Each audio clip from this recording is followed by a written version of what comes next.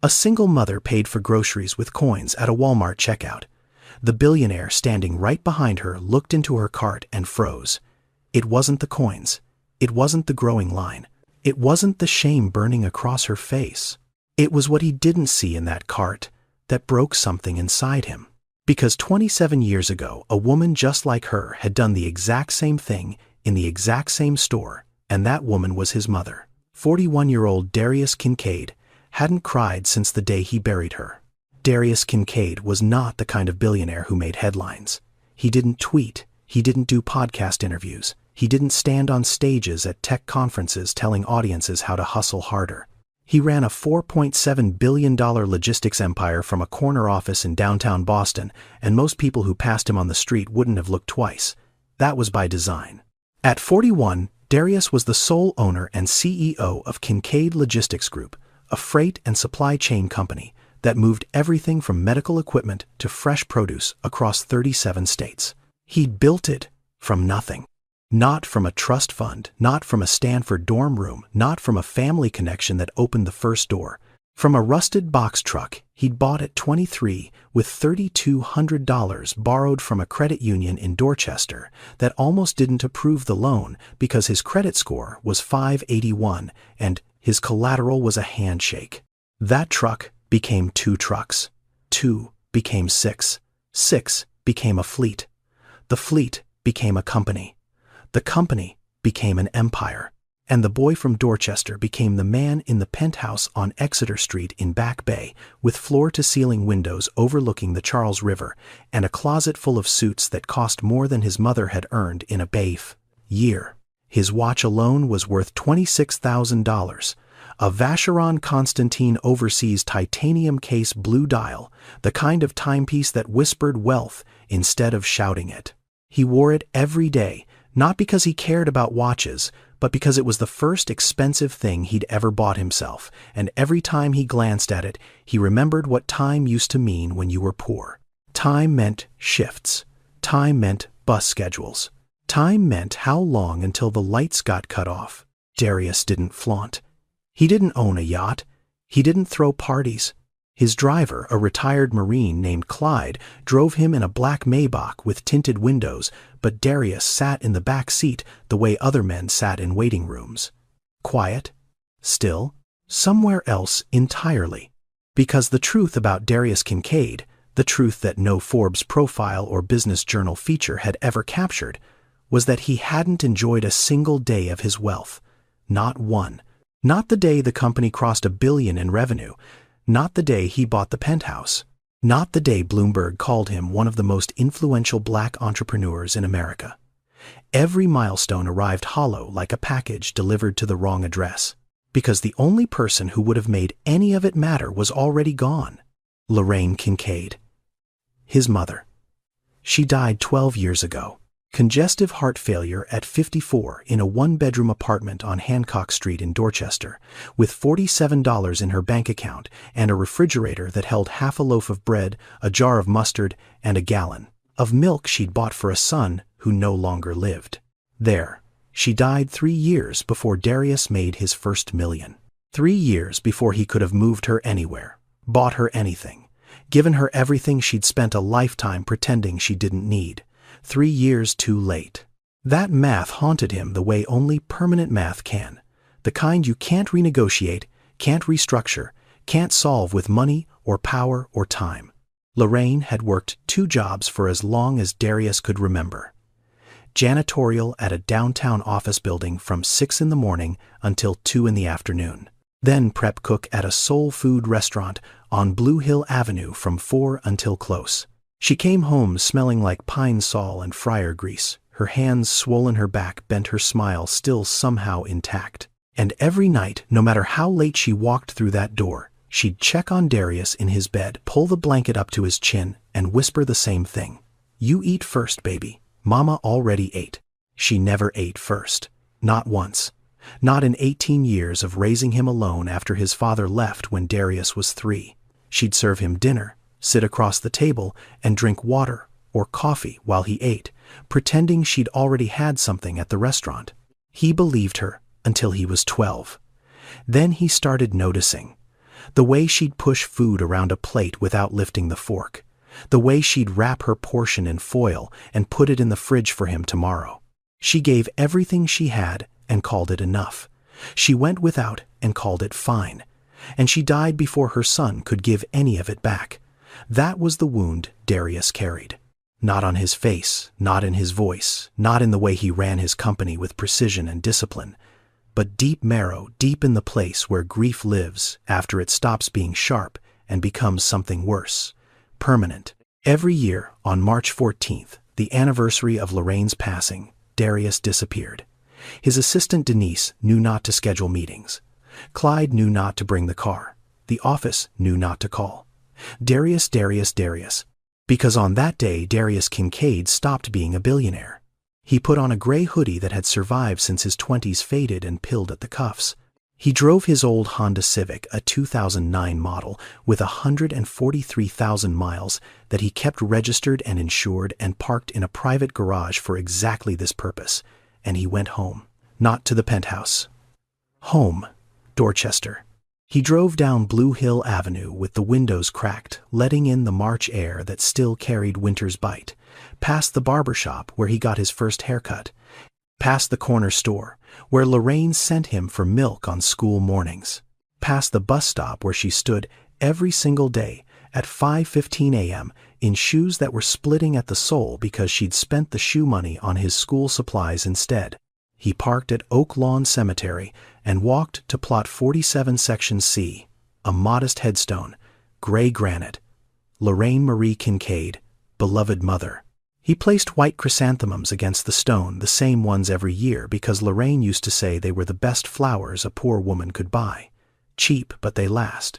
Like us, baby.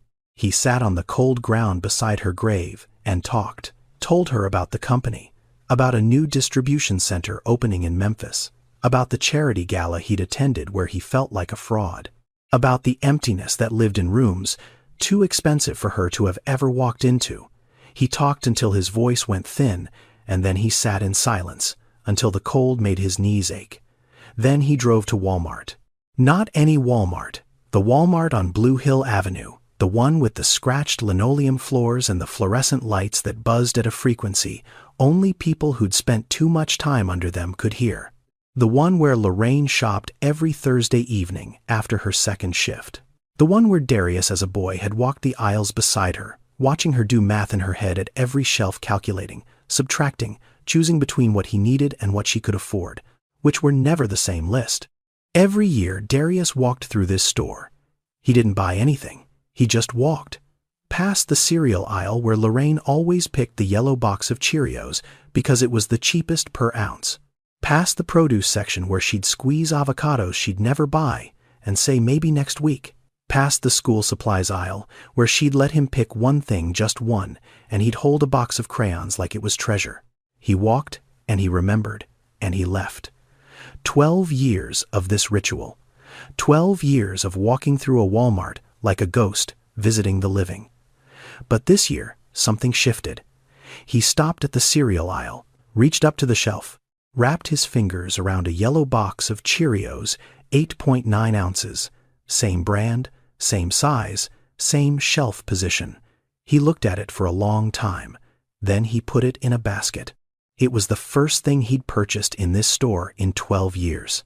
He walked to the checkout lanes, chose a regular line instead of self-checkout because Lorraine never trusted machines with money, and stood behind two other customers. His hoodie was pulled up, his Vacheron Constantine hidden under the sleeve. Nobody looked at him. Nobody recognized him. In Dorchester, in this Walmart, he was just another man holding a box of cereal. The line moved slowly. The person directly in front of him finished and left. And then Darius saw her. A woman. Late 20s, maybe 30. Thin in a way that wasn't athletic, that came from skipping too many meals and pretending it was a choice. She wore a jacket too light for March in Boston, denim no lining, the zipper broken halfway up so it hung open at the collar. Her jeans were torn at the left knee. Not fashion. Wear. Her hair was pulled back in a tight ponytail, clean but dry, the kind of hair that hadn't seen conditioner in months. Her fingernails were trimmed, short filed even, but 3 of them were cracked down the middle. She'd given up on vanity, but not on dignity. Darius recognized that difference instantly, because his mother had lived inside it every day of her life. A boy stood beside her, maybe 7. Quiet still, his small hand gripping the fabric of her jacket near the hip like an anchor. He didn't fidget, he didn't ask for candy, he didn't look around. He watched his mother with the steady, serious eyes of a child who had learned too early that the world required paying attention. In the cart's fold-down seat, a smaller child slept. A girl, maybe forehead, tilted against the plastic frame, a thumb hovering near her mouth, wearing a pink coat that was slightly too big, the sleeves rolled twice at the wrist. The woman unloaded her items onto the conveyor belt with careful, deliberate movements. Each item placed precisely, not tossed, not rushed. She was counting. Darius could see it in her lips. Micro-movements, numbers running behind her eyes like a ticker. A woman who knew exactly how much she had and was making sure she didn't cross the line. The cashier, a heavy-set woman in her 50s with reading glasses on a chain and a name tag that said Keisha, began scanning. The beeps came steady. Item after item. The total climbed on the small screen. 3142, 3618, 3991, 4112, 4372. Keisha read the total aloud. 4372. The woman reached into her jacket pocket and pulled out a worn Ziploc bag. Then another. Then a third. 3 small plastic bags, each filled with coins. Quarters in one, dimes in another, nickels and pennies mixed in the third. She'd sorted them, counted them, organized them the night before with the precision of someone who treated every cent like a soldier in a war she was barely surviving. She opened the first bag and poured quarters onto the counter. They spread across the surface in a metallic whisper. Keisha looked at the coins, exhaled through her nose so softly, only someone watching closely would have noticed, and began counting. The line behind Darius grew. A man in a Red Sox cap shifted his weight and muttered something under his breath. A woman, 2 spots back, shook her head and pulled out her phone, the universal gesture of performed impatience. The mother didn't look up. Her hands trembled slightly as she opened the second bag. Dimes scattered across the counter like tiny silver apologies. The boy beside her, the 7-year-old with the serious eyes, looked at his mother's shaking hands, then looked down at his shoes. He knew. Even at 7, he knew exactly what this moment cost her. Not in money. In something heavier than money. In the quiet currency of shame that poverty charges on every transaction. In front of $43.72 worth of groceries. In front of a growing line of strangers. In front of her children. This woman was paying for survival with pennies, and every coin that hit the counter sounded like an apology she shouldn't have had to make. Darius stood 2 spots back, his box of Cheerios in one hand, and watched. He wasn't impatient. He wasn't checking his phone. He was looking at the conveyor belt where her items sat waiting to be bagged. And for the first time, he actually saw what was there. A yellow box of Cheerios, 8.9 ounces. The same box, the same brand, the same shelf, the exact cereal he was holding in his own hand. A gallon of whole milk. A jar of peanut butter store brand, the kind with the white label and the plain font that says "We know you can't afford Jif." A loaf of white bread. A bag of apples, the small ones 5 pounds for $3.99, the cheapest option in produce. A 6-pack of juice boxes, fruit punch, the ones with the cartoon parrot on the front. Children's socks, size 7. A bottle of children's chewable vitamin C. 2 composition notebooks, wide ruled. A box of colored pencils, 12 count. And a bottle of children's cough syrup, grape flavor. Darius scanned the items again, then again, then once more slowly, the way a man reads a sentence that changes the meaning of everything before it. Every single item was for children. The cereal was for them. The milk was for them. The socks, the vitamins, the notebooks, the cough syrup, all of it. Every coin she was counting, every penny she was scraping from the bottom of a Ziploc bag was being spent on her kids. There was no shampoo, no deodorant, no razor, no lotion, no snack she might have wanted for herself, no meat, no protein of any kind that wasn't peanut butter, no coffee, no magazine, no lip balm, Nothing for her, not one thing. Darius looked at the woman again. The broken zipper, the thin jacket, the dry hair, the cracked nails. She was standing in a Walmart checkout line in March in Boston, where the wind cut through denim like it wasn't there, paying for her children's groceries, with coins she'd counted by hand the night before, and she hadn't spent a single cent on herself. He looked at the Cheerios in her cart, then at the Cheerios in his hand. Same box, same shelf, same store, 27 years apart. His mother's hands had done the same thing. On this same counter, with the same coins, buying the same cereal. For him. Never for herself, always for him. And the whole world had just stopped right there between the beep of a scanner and the clink of a dime hitting Formica, and Darius Kincaid could not move. He couldn't step forward, couldn't step back, couldn't breathe without something inside his chest threatening to come apart at the seams, something he'd spent 12 years welding shut with work and wealth and distance. Because this wasn't a stranger buying groceries. This was his mother. Standing right there, alive in a different woman's body, repeating the same sacrifice he'd been too young to stop and too late to repay. And the yellow box of Cheerios in his hand felt heavier than anything he'd ever held. Heavier than contracts, heavier than loss, heavier than the granite headstone he'd knelt beside an hour ago. The memory hit him like a fist to the sternum, not gradually, not in soft focus like they show in movies. It came all at once, whole and sharp and merciless, dragging him 27 years backward through time, while his body stayed rooted to the linoleum floor of a Walmart checkout line. He was 14, same store, same aisle, same fluorescent hum overhead, but the woman standing at the register wasn't a stranger. She was everything. Lorraine Kincaid was 36 years old and looked 50, not because she was aging badly, because exhaustion had a way of carving time into a woman's face faster than any calendar could. She worked 2 jobs, janitorial at the Prudential Tower downtown 6 a.m. to 2 p.m., scrubbing toilets and mopping floors in an office building where men in suits walked past her like she was furniture. Then, prep cook at Gigi's Soul Kitchen on Blue Hill Avenue 4 p.m. to close, peeling potatoes and chopping onions until her fingertips cracked and bled into the cutting board. She came home every night, smelling like bleach and cooking grease, her hands swollen, her lower back bent in a way that never fully straightened anymore. But she smiled, always. Like the pain was a secret she'd agreed to keep from the world as long as the world kept her son safe. Darius's father had walked out when Darius was 3. No note, no forwarding address, no child support. Just a man who decided that the weight of a family was heavier than the door he walked through. Lorraine never spoke about him. Not with anger, not with sadness, not with anything at all.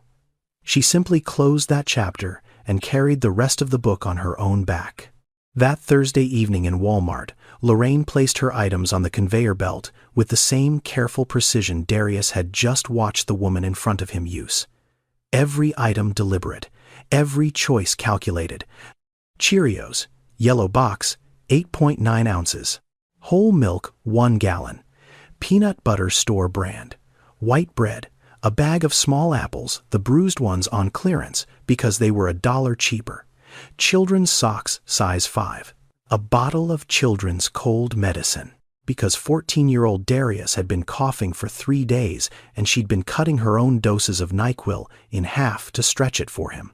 Every item for him. Nothing for her. Not a bottle of lotion for the hands that cracked every winter. Not a box of tea for the headaches she never admitted she had. Not a single thing that existed solely because Lorraine Kincaid was a person who deserved things too. She paid in coins.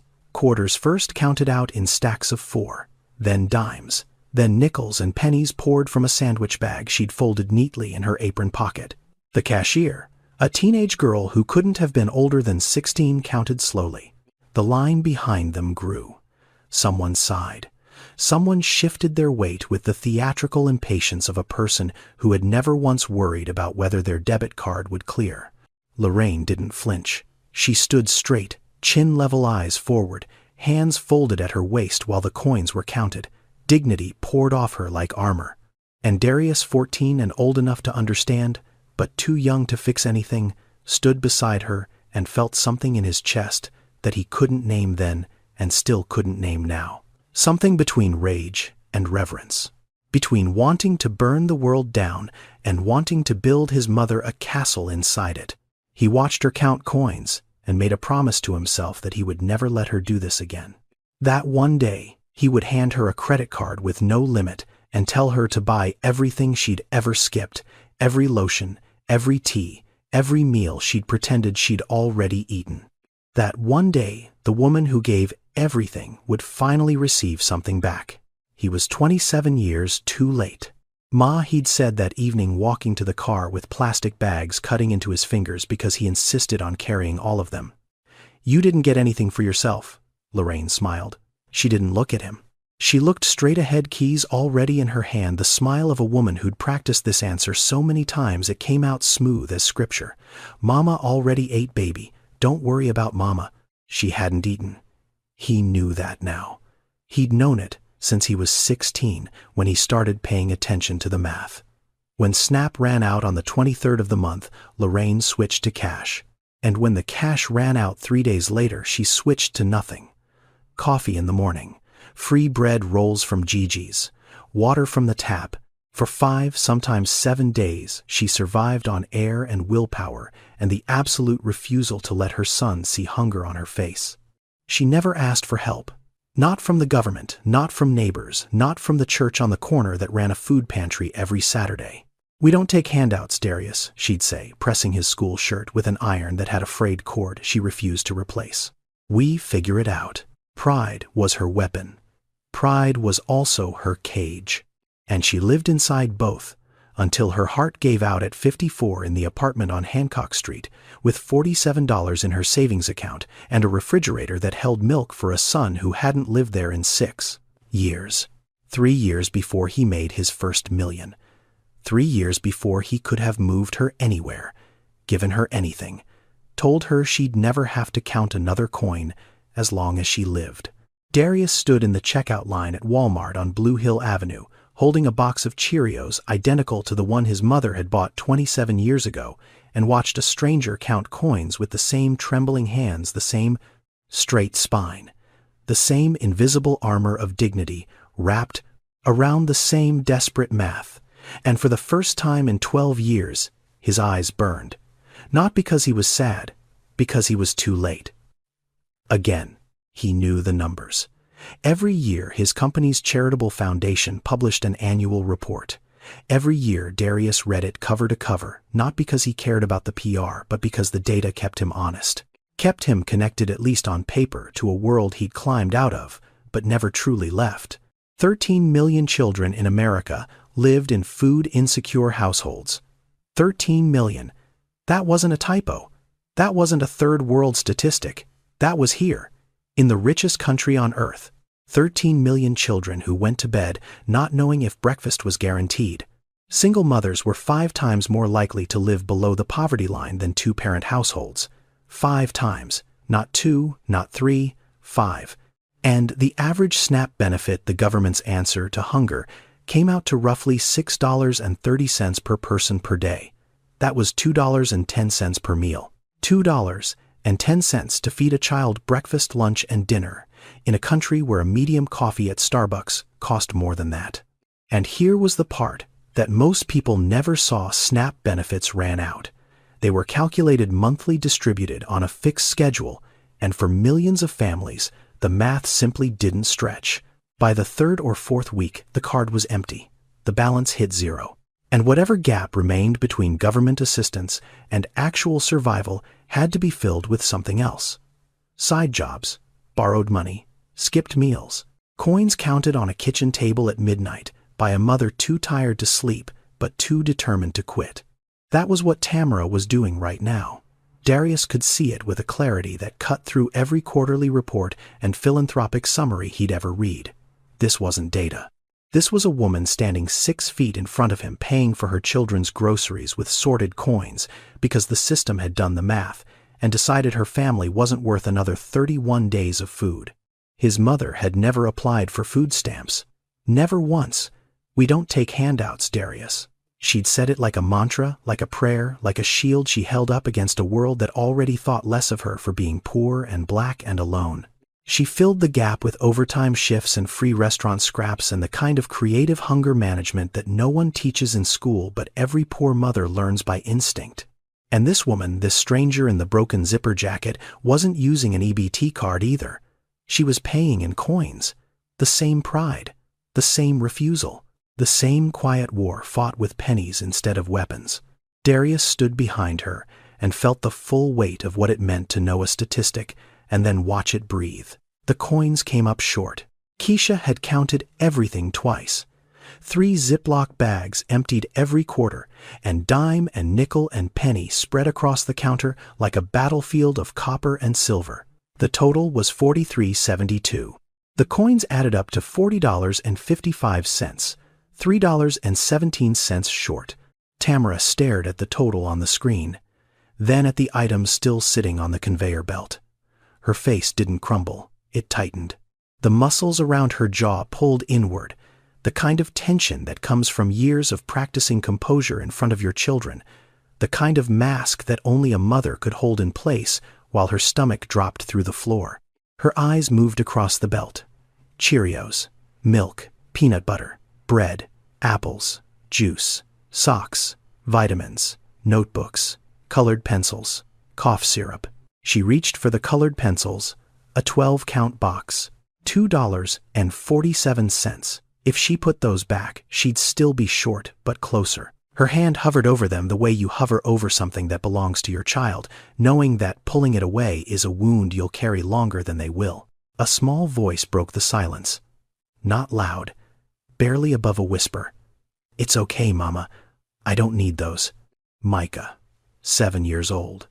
Standing beside his mother with his hand still gripping the hem of her jacket, his serious brown eyes looking up at her with an understanding that no 7-year-old should possess. He'd seen the math on the screen. He'd watched his mother reach for the pencils. And he'd done the calculation himself, not in numbers, but in the only currency a child understands.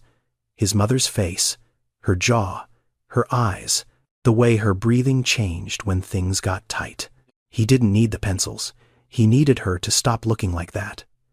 Darius heard the boy's voice, and something inside his chest folded in half. Not cracked, not broke, folded. Like a piece of paper that had been holding its shape for 12 years and finally couldn't anymore. He didn't think. He didn't calculate. He didn't run the decision through the filter of logic or consequence or self-protection that governed every other choice in his $4.7 billion life. He stepped forward. He placed his box of Cheerios on the conveyor belt right next to hers and looked at Keisha. "Ring it all together. I've got it." Tamara turned around. Not fast, not startled, slow. The way a woman who's been surprised too many times by bad news turns to face whatever's coming next. She looked at Darius. Gray hoodie. No watch visible. No wallet flash. Just a man with tired eyes holding nothing but a box of yellow cereal. Her expression wasn't grateful. It wasn't angry. It was guarded, layered, the face of someone who'd learned that kindness from strangers almost always came with a price. "Sir, I don't need charity." The words came out steady, practiced. She'd said them before, probably to social workers, probably to concerned neighbors, probably to herself every morning when she looked in the mirror and decided that today, like every other day, she would handle it alone. Darius looked at her. He didn't smile. He didn't reassure. He just said quiet enough that only she and Keisha could hear. "It's not charity. My mama used to buy the same Cheerios from this same store. I figured the least I could do is finish what she started." Tamara blinked. The sentence didn't make sense to her, he could see that. But something in his voice did. Something behind the words that wasn't pity, wasn't performance, wasn't the hollow generosity of a man trying to feel good about himself. It was pain. Raw, lived-in, familiar pain. The kind that one person recognizes in another, the way veterans recognize each other across a crowded room. She didn't say anything else. She watched him pull out a debit card, plain navy blue, no platinum edges, no raised numbers. Nothing that whispered wealth. He swiped it. The screen flashed approved. $47.19. Keisha bagged the groceries without comment, her eyes moving between Darius and Tamara with the quiet awareness of someone who'd been behind that register long enough to know that some moments didn't need narration. "Thank you." Tamara's voice was small, fractured at the edges like glass held together by surface tension alone. She picked up the bags. Micah grabbed the one with the cereal and the pencils, clutching it against his chest like he'd been given a gift and was afraid someone might take it back. Darius nodded. He didn't offer his name, didn't ask for hers, didn't reach for a business card or a phone number or any of the gestures that would have turned this moment into something transactional. He just stepped aside and let them walk past. He should have left. The ritual was over. The Walmart visit, the cemetery, the Cheerios, all of it complete. The logical, disciplined part of his brain, the part that had built an empire by knowing when to walk away, told him to go home. Back to the penthouse. Back to the silence. Back to the calendar that would fill tomorrow with meetings about freight contracts and distribution routes and quarterly earnings projections. But his feet didn't move. Because he was watching Tamara walk toward the exit, Micah holding her hand on one side, Zuri still asleep in the cart on the other. And just before she pushed through the automatic doors, Tamara stopped. She knelt down beside Micah, leaned close to his ear, and whispered something. Darius couldn't hear the words. He was too far away. But he knew them. He knew them the way you know the lyrics to a song your mother sang every night of your childhood. He knew them the way you know the shape of a wound you've carried so long it's become part of your skeleton. He followed them to the parking lot. Not close, not obvious. 3 rows of cars between them, enough distance to be invisible, close enough to hear if the wind cooperated. Tamara opened the rear door of a Honda Civic, 2003 faded silver. A dent in the passenger side door, one tail light held in place with red tape. She lifted Zuri gently from the cart and placed her in a car seat that had seen better years. The buckle clicked. Zuri didn't stir. Micah climbed into the back seat and buckled himself in. He looked at the Walmart bags on the seat beside him, then looked at his mother standing outside the door. "Mama, can we eat the crackers now? I'm hungry." Tamara reached into the bag, pulled out a sleeve of saltine crackers, handed them through the open door. Micah took them, tore the plastic bit into one. Crumbs fell on his jacket. He chewed for a moment, then held the sleeve toward her.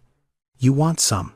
And Tamara Osei, 29 years old, standing in a Walmart parking lot on Blue Hill Avenue, in a jacket that couldn't keep out March, looked at her son with a smile that had been passed down through generations of women who loved harder than they lived, and said the 5 words that stopped Darius Kincaid's heart.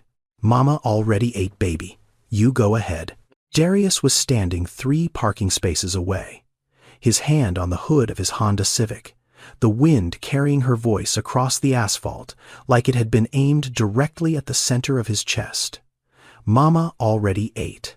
The same words, the same cadence, the same lie wrapped in the same love, delivered with the same smile that didn't reach the eyes because the stomach behind it was empty and had been empty since yesterday, maybe the day before, maybe longer. The same performance a million mothers had given in a million parking lots across a million versions of this exact moment, choosing hunger over honesty, because honesty would mean admitting to a 7-year-old that the world had failed them both. Darius put both hands on the hood and lowered his head. The metal was cold under his palms. The parking lot was loud with carts and engines and the distant beep of a truck backing up. But all he could hear was that voice, hers, and underneath it layered, like a ghost track on an old recording, his mother's. "Mama already ate, baby. Don't worry about Mama." 12 years of held-together composure cracked open in a Walmart parking lot at 4:17 in the afternoon on March 14th. He didn't sob. He didn't make a sound. But tears ran down his face, and his hands shook against the hood, and the box of Cheerios he'd set on the roof of his car sat there catching the late afternoon light like a small yellow monument to everything he'd lost, and everything he was looking at right now. He watched the silver Honda pull out of the space, watched it turn left toward the exit, watched the brake lights blink red at the stop sign before it merged onto Blue Hill Avenue and disappeared into traffic. He pulled his phone from his hoodie pocket. His hands were still shaking when he dialed. Denise picked up on the second ring. "Mr. Kincaid." I thought today was your... I need you to do something for me." His voice was steady enough to function, but Denise had worked for him for 9 years. She heard the fractures underneath. "What do you need?" "A background check. Not criminal, situational. Employment history, housing status, family structure, medical education, everything. I need it by tomorrow morning." "Whose?" Darius looked at the empty parking space where the Honda had been. He didn't know her name. He didn't know where she lived. He had nothing except a license plate number he'd read while standing 3 spaces away with tears on his face. He gave Denise the plate number. Then he said, "And Denise, this stays between us, of course." He hung up and stood in the parking lot for a long time. The sun was dropping behind the buildings on Blue Hill Avenue, painting the Walmart facade in the same orange light that used to come through the kitchen window of the apartment on Hancock Street while his mother stood at the stove, reheating whatever was left from Gigi's pretending she'd already had her share. His mother's voice came to him then. Not the lie. The truth. Something she'd said once late at night when she thought he was asleep sitting at the kitchen table with a cup of black coffee and the electric bill open in front of her. "The hardest thing about being poor isn't the hunger, baby. It's pretending you're not hungry so your child doesn't worry." Darius Kincaid stood in a parking lot in Dorchester and watched the sky go dark and felt for the first time in 12 years that his mother was trying to tell him something, not from beyond the grave. Not in some mystical way, but through the woman who'd just driven away with 2 children and an empty stomach and 3 words that had outlived the woman who first spoke them. "Mama already ate." He got in the Honda, sat behind the wheel, didn't start the engine, just sat there watching his breath fog the windshield, thinking about his mother, about the stranger, about the yellow box of cereal sitting on his passenger seat like a bridge between 2 women who'd never met but had lived the exact same life, 27 years apart. He was going to find her, not to give her money, not to be a hero, not to prove anything to anyone, but because his mother had spent her whole life pretending she wasn't hungry and she died before anyone could sit her down and say, "You matter, you're seen, you don't have to carry this alone." He couldn't save Lorraine. She was gone. But the woman in the parking lot wasn't. Not yet. And Darius Kincaid, who'd built a $4.7 billion company on logistics, on the science of getting the right thing to the right place at the right time, finally understood what that skill was actually for. Denise sent the file at 11:14 p.m., 2 days of digging, 48 hours of pulling public records, cross-referencing addresses, and building a profile from the kind of data that exists in government databases, but rarely gets read by anyone who could actually do something about it. Darius opened the email on his laptop in the penthouse. The city glowed through the floor-to-ceiling windows behind him. The Charles River was black and still reflecting the lights of Cambridge on the far bank. His coffee had gone cold 2 hours ago. He hadn't noticed. Tamara Na Osei, 29 years old, born in Roxbury, Massachusetts. Mother Abena Osei emigrated from Accra, Ghana in 1989. Father Jerome Osei, American-born, left the family when Tamara was 5. No forwarding address. No child support paid. Last known location somewhere in Florida. Last contact never. Darius read that line twice. His own father had left when he was 3. Last known location nowhere that mattered. Last contact, a door closing, and a silence that lasted a lifetime. Tamara's mother Abena worked as a nursing aide at a long-term care facility in Mattapan for 22 years. She died 6 years ago. Complications from type 2 diabetes. She was 53. She left behind no estate, no savings, no life insurance. Just a daughter and 2 grandchildren she'd helped raise between double shifts and insulin injections that she sometimes skipped because the copay was $14, and $14 was a gallon of milk, a loaf of bread, and bus fare for a week. Lorraine Kincaid had died at 54. Congestive heart failure. $47 in her account, 1 year apart in age, $1 apart in savings. 2 women who'd never met living the same life in different zip codes dying the same way for the same reason, not from disease, From the accumulation of years spent putting everyone else first and themselves last until their bodies simply couldn't carry the weight anymore. Darius closed his eyes, opened them, kept reading. Tamara graduated from Madison Park Technical Vocational High School with a 3.7 GPA. She was accepted into the licensed practical nursing program at Bunker Hill Community College on a partial scholarship. She completed 3 semesters, top of her clinical rotation. Instructors noted her as exceptional. The word actually appeared in her academic file underlined. Then she got pregnant. She was 22. The father, a man named Jamal, whose last name appeared nowhere in Tamara's records because he'd disappeared so thoroughly, it was as if he'd been erased from the system entirely, promised to stay, promised to help, promised to be there when the baby came. 4 months after Micah was born, Jamal was gone. Same story, same door, same silence. Tamara withdrew from Bunker Hill, not because she wanted to, because there is no affordable childcare for a newborn in Boston. If you don't have family, don't have a partner, don't have savings, and don't have the kind of safety net that wealthy people assume everyone has, they've never had to live without one.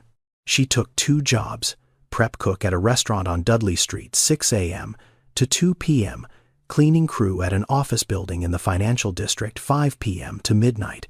Between shifts, she picked up Micah from a neighbor who watched him for $40 a week, fed him, bathed him, read to him, put him to bed, and left for the second job before he woke up from his nap. Darius recognized the schedule.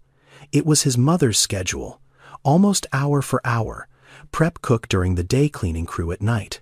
The same split shift that left you smelling like 2 different kinds of exhaustion and sleeping in a chair because you only had 3 hours before the alarm went off and you had to become a different kind of tired.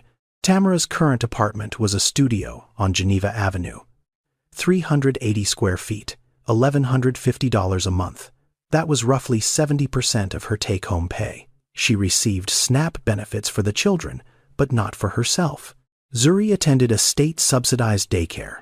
Micah was enrolled in 2nd grade at the Kenny Elementary School, but the after-school program cost $120 a month and Tamara couldn't cover it.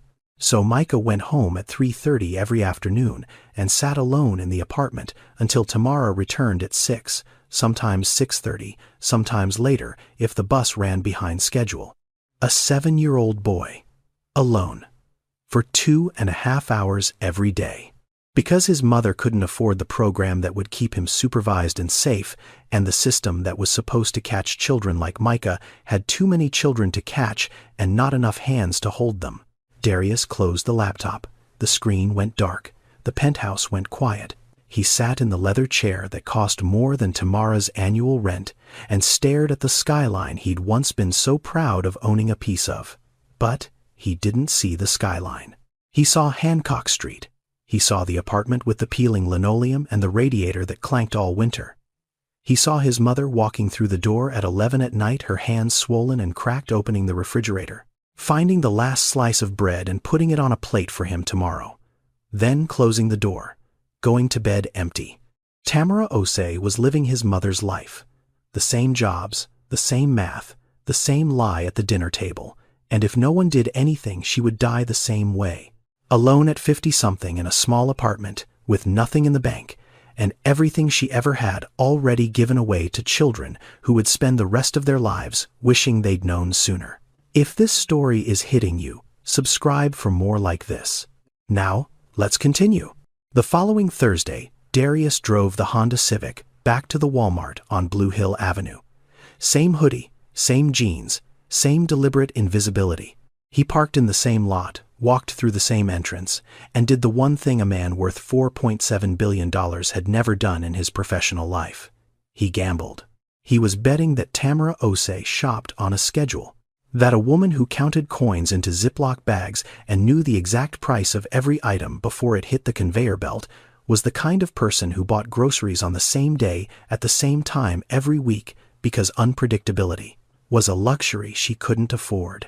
He walked past the pharmacy section, past the cleaning supplies, past the seasonal display of discounted Valentine's candy that nobody had bought, and turned into the dairy aisle. She was there. Standing in front of the refrigerated case, with a gallon of whole milk in one hand and a half-gallon in the other, her eyes moving between the price tags like a calculator, running a program she'd memorized long ago. Micah stood beside her, holding the edge of the cart. Zuri was in the fold-down seat, awake, this time chewing on the ear of a stuffed rabbit that had seen better decades. Darius approached from the far end of the aisle. Slow, casual. The body language of a man who happened to be in the same store, not a man who'd read a 40-page report about her life 2 nights ago. "Excuse me. I think we met last week. At the register." Tamara looked up. Recognition came fast. Not warmth, not relief, caution. The measured, practiced wariness of a woman who had learned that people who showed up twice usually wanted something. Then Micah saw him. The boy's face changed. Not a smile exactly, but something close. The softening that happens when a child recognizes someone who was kind to his mother in a moment when the world wasn't. "You're the Cheerios man," Micah said. Darius almost laughed. Almost. It caught in his chest like a hiccup, the sound of surprise mixed with something he hadn't felt in a long time. Delight, pure, unexpected delight. He'd been called Mr. Kincaid by investors, Sir by employees, Darius by exactly 2 people in his life, both of whom were dead. But Cheerios man. That was new. "I am," he said. "That's me." Tamara put the milk back. The gallon. She kept the half-gallon. The cheaper option. The math never stopped, even mid-conversation. "I wanted to say thank you again," she said carefully. "For what you did. You didn't have to.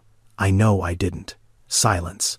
The fluorescent hum of the dairy case filled the space between them.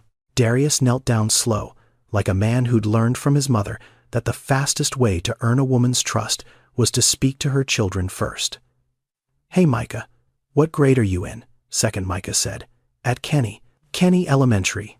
On Glenway, you know it. I used to walk past it every day. My school was 3 blocks over." Micah studied him with those serious brown eyes. "Did you walk by yourself every day?" Something passed between them. A recognition that only 2 people who'd grown up in the same neighborhood and the same kind of alone could understand. Darius stood and looked at Tamara. "Can I buy you and the kids lunch? There's a diner 2 blocks from here. My mom used to take me there after shopping." Tamara's jaw tightened. The instinct to refuse was visible, physical, like a wall being built in real time between his offer and her pride. He'd seen the same wall in his mother 1,000 times. The architecture of dignity in a world that offered help like a transaction and expected gratitude like a receipt. "It's just lunch," Darius said quietly. "No agenda, no strings, just pancakes and bad coffee." Micah looked up at his mother. He didn't beg. He didn't plead. He just looked with the hope of a child who'd learned to keep his wants small so they'd fit inside what his mother could carry. Tamara exhaled. "Okay, just lunch." The diner was called Gigi's. Not the original. The original had closed 8 years ago, when the owner retired. But the new owner kept the name, kept the menu, kept the booth by the window that Lorraine used to slide into every other Thursday evening after shopping when she'd saved enough that week to buy Darius a short stack of pancakes and pretend she'd already eaten. Darius didn't tell Tamara any of this. He just held the door open and let them walk through. Micah slid into the booth and immediately opened the laminated menu, scanning the pictures with the intensity of a boy who didn't eat at restaurants often enough for it to feel ordinary. "Can I get pancakes?" he asked, looking at Tamara, not Darius, because he knew who paid for things in his world. "Order whatever you want," Darius said before Tamara could calculate the price. Zuri pointed at a picture on the kids' menu. "The yellow one," she declared. "Eggs sunny side up." She didn't know the name. She knew the color. 4 years old and already fluent in the language of choosing things by sight because nobody had taught her the words yet. Tamara ordered coffee, just coffee, black, nothing else. Darius looked at her across the table. "You're not eating." She wrapped both hands around the mug like a woman trying to absorb warmth through ceramic. "I'm fine. I already." She stopped. The sentence hung in the air between them, half-formed the first 2 words of a lie she'd told 1,000 times to 1,000 people in 1,000 variations. I already ate. I'm not hungry. I had something at work. The universal language of mothers who'd perfected the art of disappearing their own hunger so thoroughly that it became invisible even to themselves. But she couldn't finish it. Not here. Not in front of this man who'd paid for her groceries with a box of Cheerios and a sentence about his mother that still echoed in her head a week later. Something in his eyes when he'd said it. Something that told her he knew. The second half of that sentence, the part she never said out loud, the part that went, I already ate, which means I didn't eat, which means I won't eat until tomorrow, which means the math works out, and my children never have to know. Darius didn't wait for her to finish. He flagged the waitress. 2 short stacks, please. 1 for the gentleman here, and 1 for her. He nodded toward Tamara. Same thing. Butter and syrup. Tamara opened her mouth to protest. My mom used to say the same thing, Darius said quietly. His voice wasn't preachy. It wasn't pitying. It was the voice of someone pulling a thread they'd carried for decades. I'm fine. I already ate. Don't worry about me. She said it every single day. Took me 25 years to figure out she was lying every time. Tamara stared at him. Her lips pressed together. Her eyes glistened, not with tears exactly, but with the kind of moisture that rises when someone says out loud the thing you've been hiding underwater for so long you forgot it was there. The pancakes arrived. Micah attacked his with the unself-conscious joy of a 7-year-old who had temporarily forgotten that the world was complicated. Zuri poked her eggs with a fork, fascinated by the way the yolk ran across the plate like liquid gold. Tamara looked at the pancakes in front of her. Stacked. Buttered. Warm. She picked up the fork slowly, like someone who'd forgotten the weight of eating without calculating who else needed to eat first. She took a bite, chewed, swallowed. And for a moment, just a moment, the tightness in her shoulders loosened, and she looked like a woman who was simply eating breakfast instead of a woman performing the endless calculus of sacrifice. She told him about the nursing program, not because he asked, because the pancakes had done something that a week of sleepless nights couldn't. They'd made her feel for 11 minutes in a vinyl booth, like a person instead of a system. She told him she'd been 3 semesters into the LPN program at Bunker Hill, top of her clinical rotation.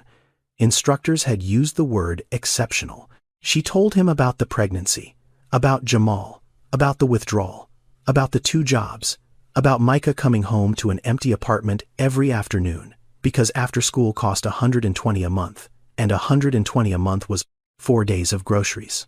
She didn't tell it like a tragedy. She told it like a list, calm, matter of fact. The way you describe a problem you've stared at for so long it's lost its emotional charge and become just another wall you walk around every day. But Darius heard the charge underneath. He heard the dream that had been folded and placed in a drawer so deep she'd almost forgotten which drawer it was in. What would you do, he asked, if you could go back to school? Tamara stopped chewing. She looked at him with an expression he'd seen before on the faces of people in boardrooms when someone asked a question that changed the shape of the entire conversation. I'd finish my nursing license. The answer came immediately.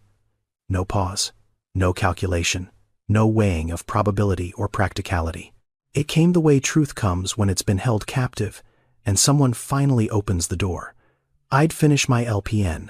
Then I'd work toward my RN. I want to be in community health. Clinics. The ones in neighborhoods like this, where people can't afford to get sick, but can't afford not to. Darius looked at her. 29 years old, 2 children, 2 jobs, a 380-square-foot apartment, and a dream she'd kept alive for 7 years on nothing but willpower and memory. She hadn't buried it. She'd just run out of hands to carry it. Okay, he said. Let me make a phone call. Tamara's face shifted. Not hope. Not yet. Something before hope. The careful, guarded look of someone who'd been disappointed enough times to know that wanting something was the fastest way to lose it. I don't need a handout, she said. The same words from the checkout line. The same spine. I know, Darius said. That's not what this is. He called Denise from the parking lot while Tamara buckled the kids into the Honda. His voice was calm, controlled the CEO voice that made things happen in rooms he wasn't standing in. I need you to pull the scholarship database at Bunker Hill Community College. There's a program called Second Chance. It's for women returning to education after an interruption. I need to know the eligibility requirements, the application deadline, and whether a 29-year-old single mother with 3 completed semesters and a 3.7 GPA would qualify. Denise was quiet for exactly 1 second. You already know the answer. I need them to know it too. Kincaid Logistics Group had donated $2 million to Bunker Hill 3 years prior, part of a workforce development initiative. Darius had championed specifically because community colleges were the only on-ramp that people like his mother ever had access to. He'd never imagined that the money he'd given to an institution would one day create a path for a specific woman he'd meet in a checkout line. But life, as his mother used to say, has a longer memory than we give it credit for. Denise called back within an hour. The Second Chance Scholarship covered tuition, books, and clinical fees for qualifying candidates. Tamara qualified. She had always qualified. The scholarship had been available the entire time she'd been scrubbing office floors at midnight. She just didn't know it existed because no one in her orbit had ever told her, and the system that was supposed to connect people to resources had too many people and not enough connectors. That was the thing about poverty that data never captured and policy papers always missed. It wasn't just a lack of money, it was a lack of information, an asymmetry that kept the doors locked, not because they were sealed, but because nobody ever told you where the handle was. Darius called Tamara that evening. She picked up on the 4th ring. Her voice wary guarded the voice of a woman who didn't give her number to people lightly and was already regretting that she had. I found something, Darius said. It's not charity. It's a scholarship you already qualified for. Someone just needed to tell you it existed. Silence on the line. Then, what kind of scholarship? Nursing. At Bunker Hill. Full tuition. Books. Everything.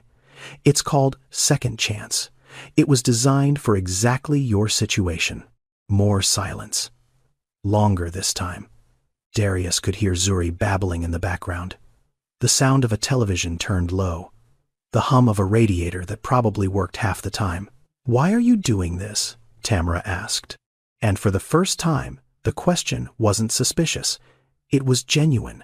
The question of someone standing at the edge of something she'd been staring at from the other side for 7 years. Because my mother spent her entire life qualifying for things no one ever told her about, Darius said. And by the time I had the resources to find them for her, she was already gone. He didn't let the silence sit too long. He had more. Micah. There's a Boys and Girls Club on Bowdoin Street that runs a free after-school program. Homework, help, snacks, supervised activities until 6:30.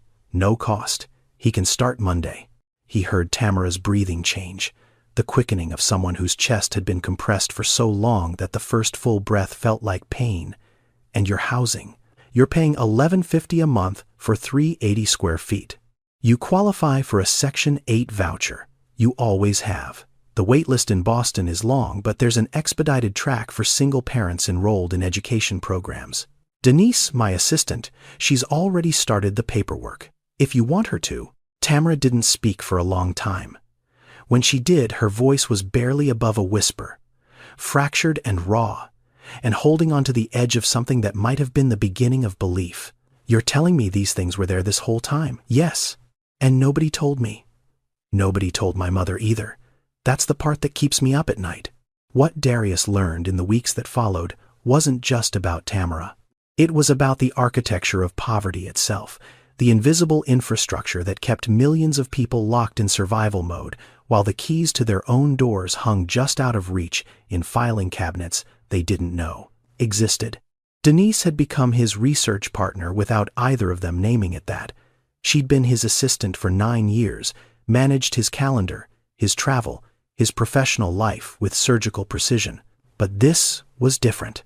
This was personal, and Denise knew it because she'd grown up in Mattapan herself, 3 zip codes from Tamara's apartment, and she recognized the terrain. She's receiving SNAP, Denise told him, during a call that was supposed to be about a shipping contract but had veered somewhere more important. But she's not on WIC, Women, Infants, and Children. It's a separate federal program, Covers, milk, cereal, eggs, fruits, vegetables, peanut butter, specifically for mothers with children under 5. Zuri qualifies. Tamara qualifies. It would save her $60 to $80 a month on groceries. Why isn't she on it? Because nobody told her. The programs don't talk to each other. SNAP is administered through one office, WIC through another. There's no system that flags a family and says, hey, you're eligible for this other thing too. You have to know it exists. Find the office, fill out a separate application, provide separate documentation, and show up during business hours, which for a woman working 2 jobs is essentially impossible. Darius leaned back in his chair. $4.7 billion, and the thing that made him angriest wasn't a business competitor or a failed acquisition. It was a filing cabinet. The housing situation was worse.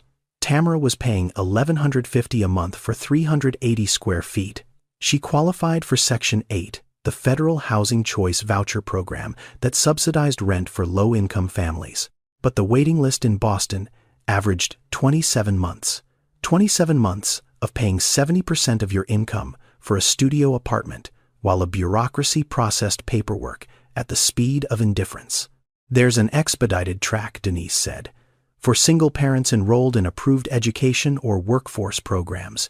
If Tamara starts the nursing program, she moves up the list. Significantly. How significantly? 6 to 9 months instead of 27. Every piece of the puzzle connected to every other piece. The scholarship enabled the education enabled the expedited housing, the housing freed up income, the income stabilized the family, the stability allowed the children to thrive. It was a chain, and every link existed already. Every program was funded, operational, available. The only thing missing was the connector. The person who could see the whole chain at once and say, here, this is how the pieces fit. The system isn't broken, Darius said to Denise that night, standing at his window, watching the lights of Boston flicker like a circuit board designed by someone who'd never lived in the dark. It's designed to be hard to navigate. And the people who need it most are the ones with the least time to figure it out. Tamara started classes at Bunker Hill Community College on a Tuesday in April. Night sessions 6:30 to 9:45, 3 evenings a week. The Second Chance Scholarship covered tuition books and clinical fees. She wore the same jeans she'd worn to Walmart, but she'd ironed them.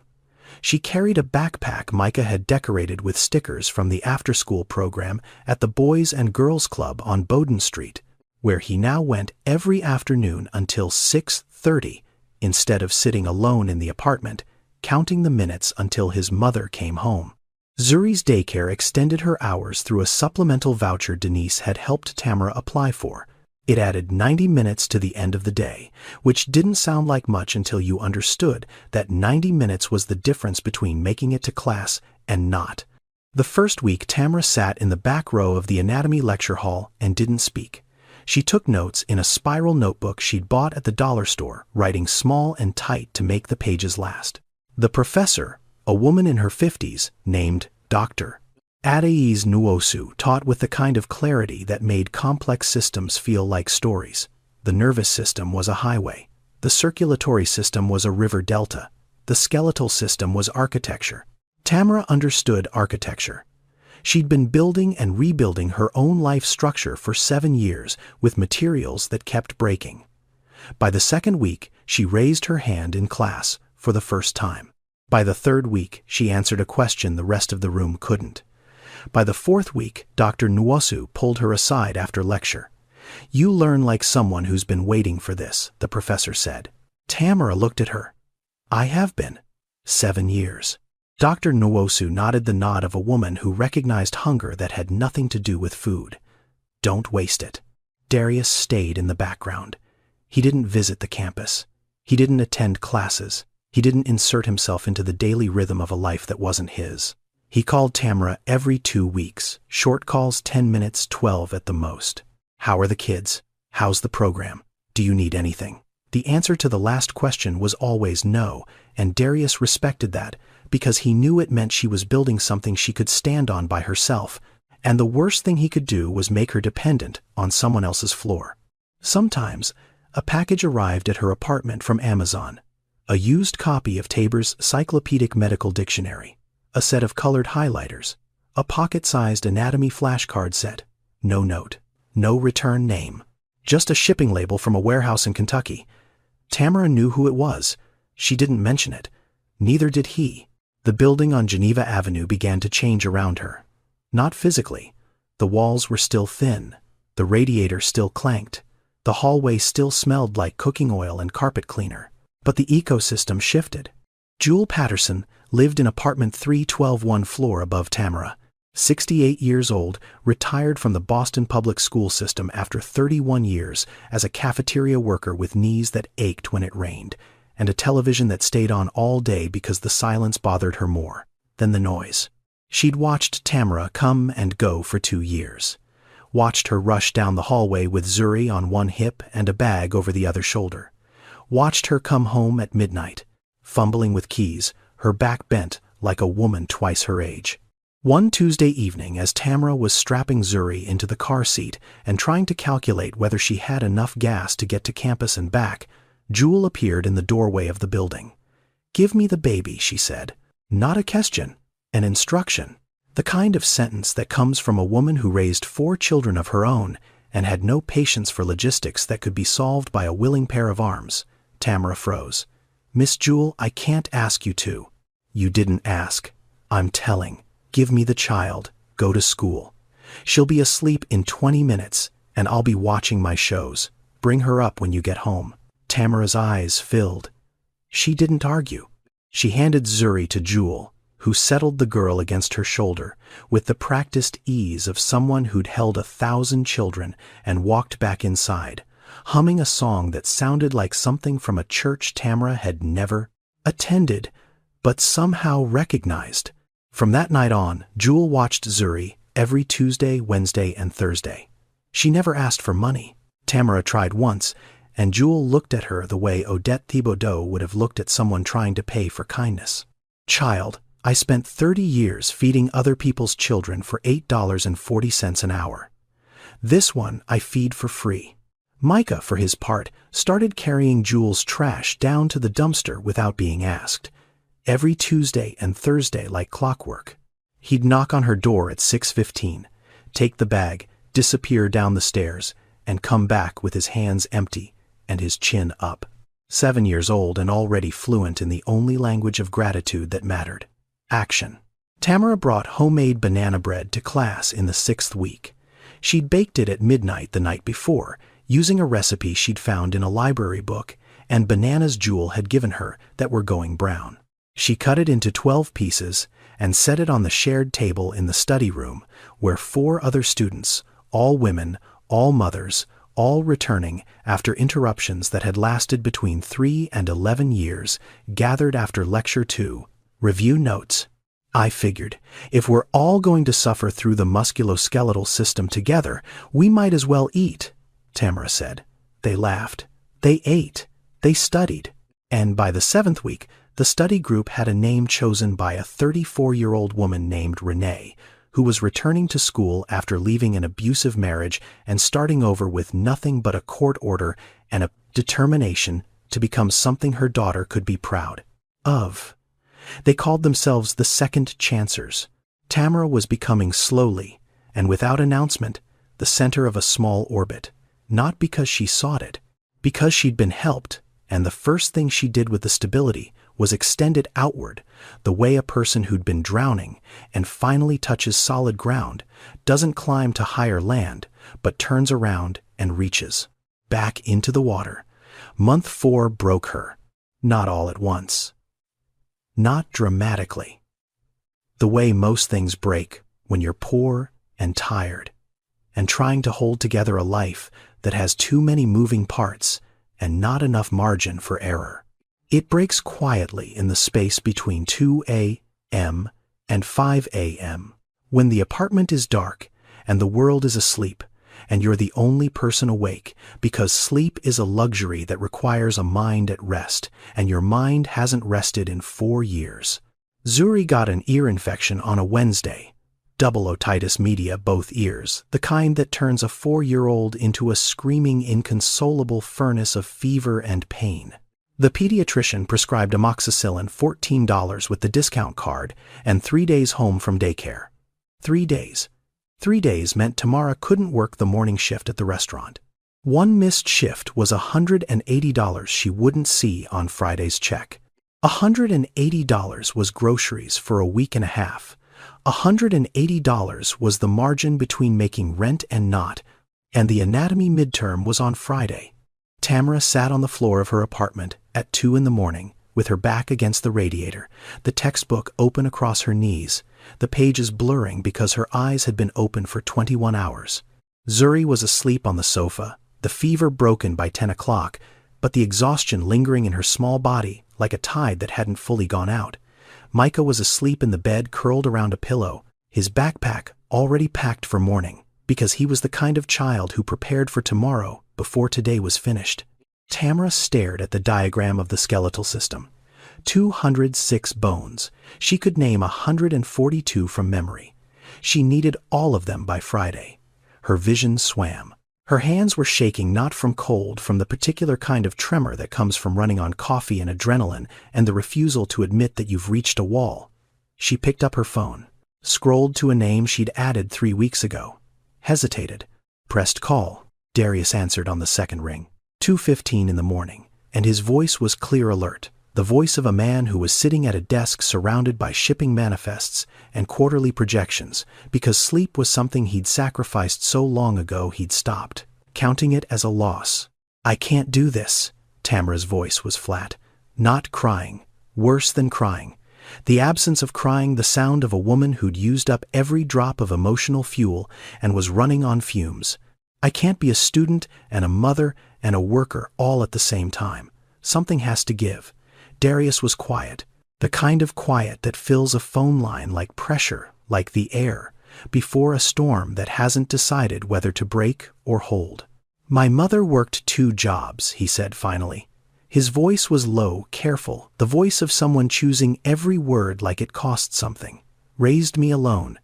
Never once sat in a classroom after high school. Did you know what she wanted to be? No? A teacher. 4th grade. She used to tell me when I was little. Said she wanted to teach kids how to read, because reading was the only door that stayed open, no matter how many people tried to close it. She had the application for Roxbury Community College in her dresser drawer for 6 years.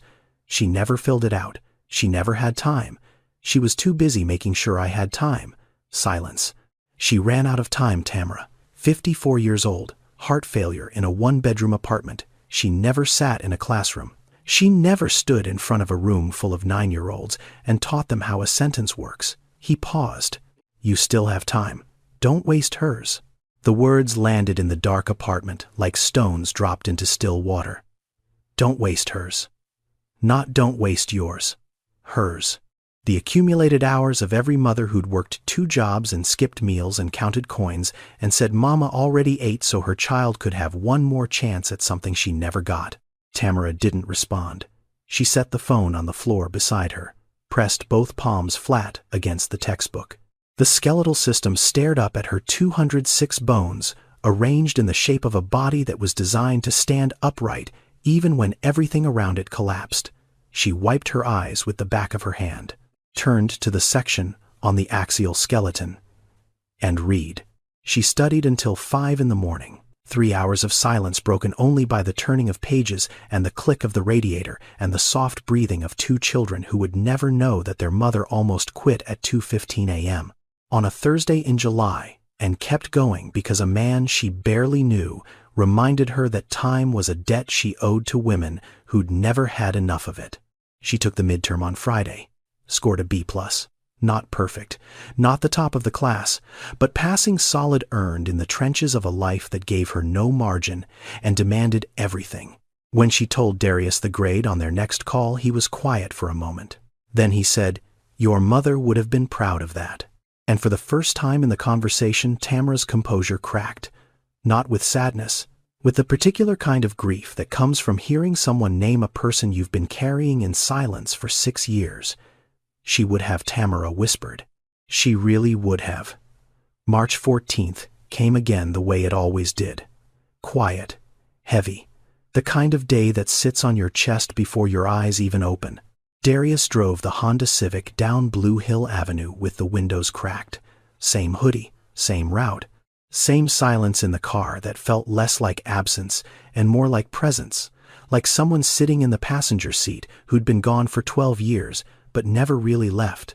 He parked at Oaklawn Cemetery and walked to Plot 47 Section C.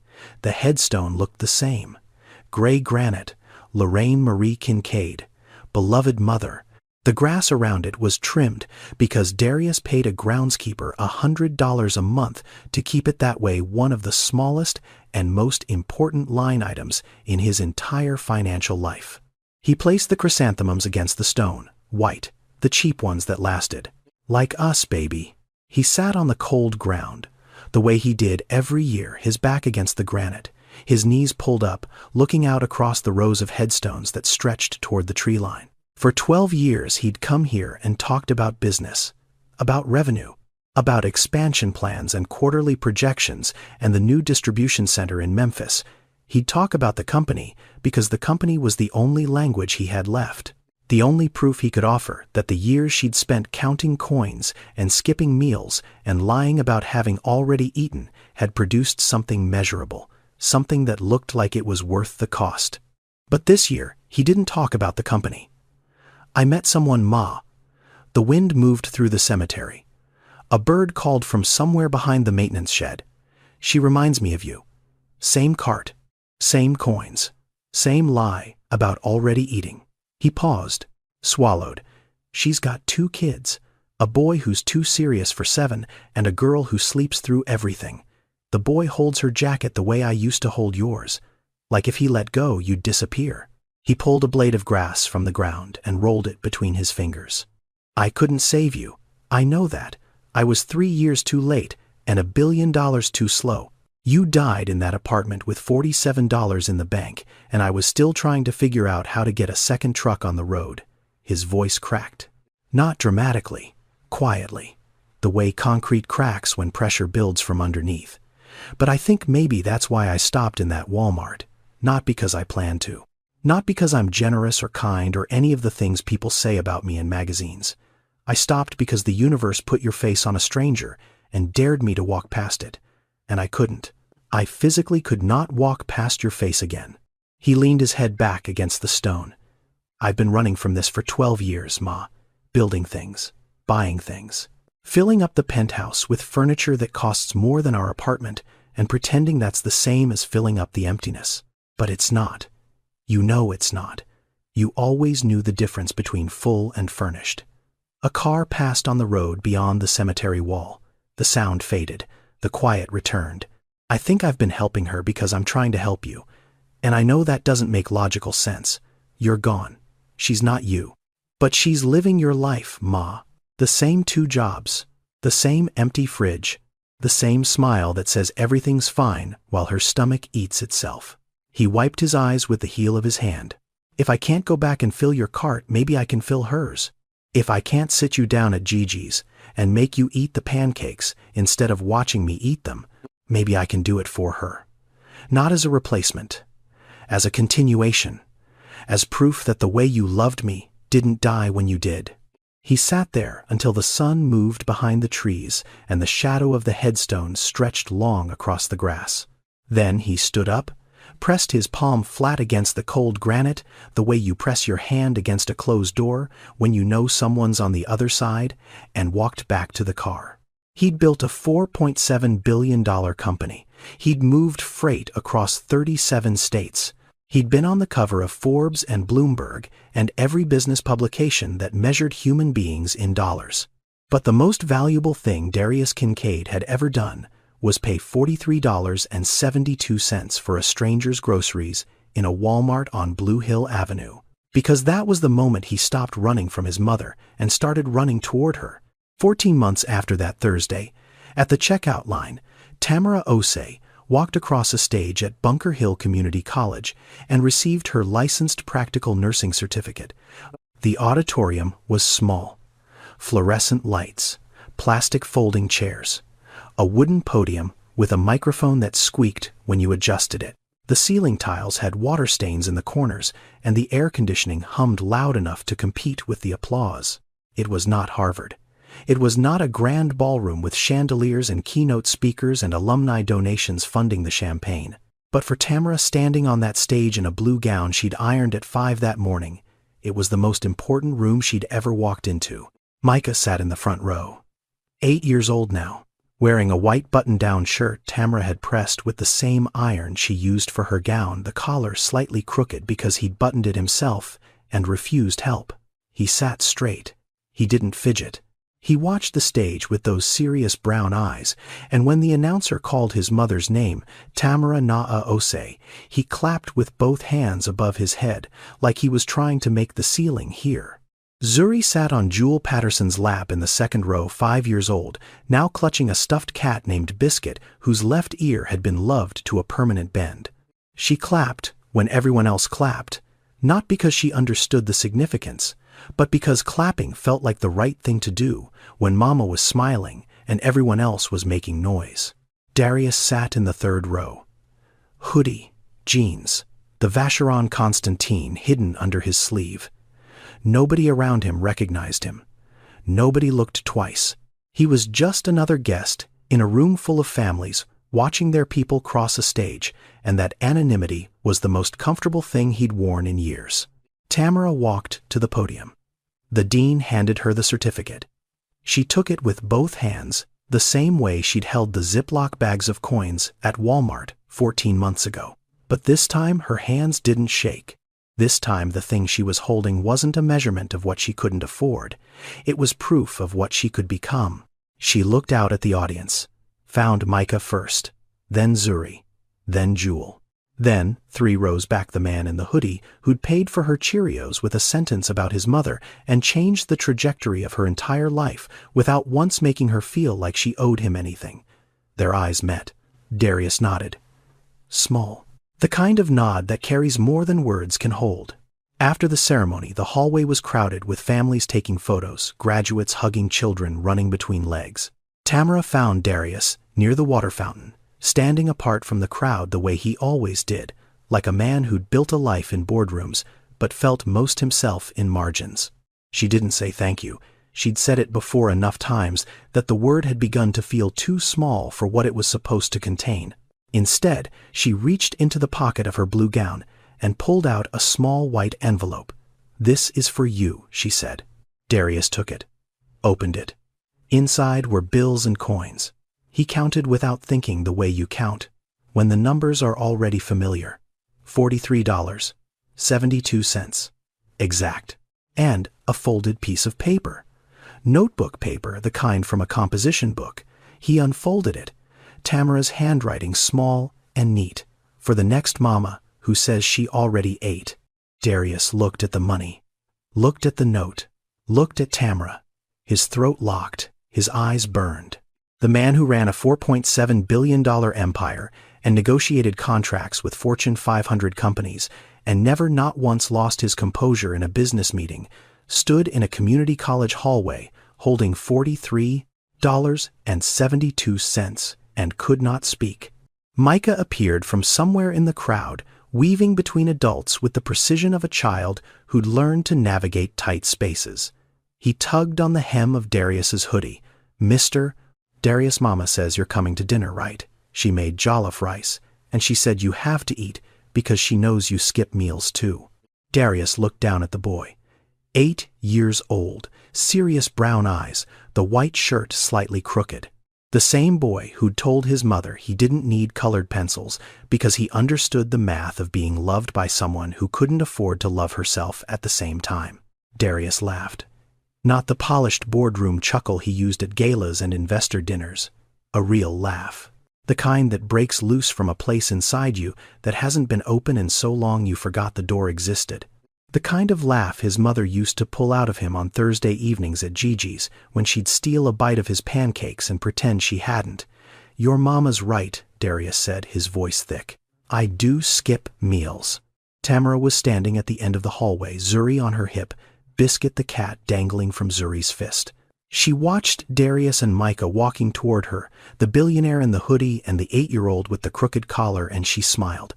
"You eat first," this time she called out. "I already ate." And there it was.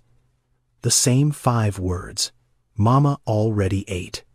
But for the first time, they weren't a lie. They weren't a sacrifice wrapped in a smile designed to protect a child from the weight of what was missing.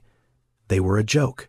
A real, warm-earned joke between 2 people who knew exactly what those words had cost every woman who'd ever said them and meant the opposite. Darius smiled back, and something in his chest, something that had been frozen since a 1-bedroom apartment on Hancock Street and $47 in a bank account and a woman who gave everything and called it enough, that something finally after 12 years thawed. Darius Kincaid didn't save Tamara Osei. He opened a door she was already strong enough to walk through. The $43.72 wasn't the gift. The gift was being seen, truly seen, by someone who recognized the sacrifice because he'd watched it consume the person he loved most. Sometimes the richest thing you can give someone isn't money. It's not a scholarship or a housing voucher or a seat in a classroom. It's the sentence, "I see what you're doing. It matters. You matter. And you don't have to carry this alone." This story is fictional, but the systems it describes are real. Food insecurity affects 1 in 8 households in America. The national nursing shortage exceeds 200,000 unfilled positions. Section 8. Housing waitlists average 27 months in major cities. Second chance scholarships exist at most community colleges across the country and go unclaimed every year because the people who qualify don't know they exist. Every one of these programs can be found with a single search. Every one of them has the power to change a life if the right person finds them at the right time. I wrote this because I believe the most dangerous lie in poverty isn't "I can't afford it." It's "Mama already ate." It's the lie parents tell so their children never have to feel the weight of what's missing. It's the lie that keeps families functioning while the person holding them together slowly disappears. If you know a parent like that, someone who counts coins, who skips meals, who buys everything for their kids and nothing for themselves, don't look away. Don't walk past. See them. That's where everything starts. Thank you for watching. Subscribe if this story meant something to you. Share it with someone who needs to hear it. See you in the next one.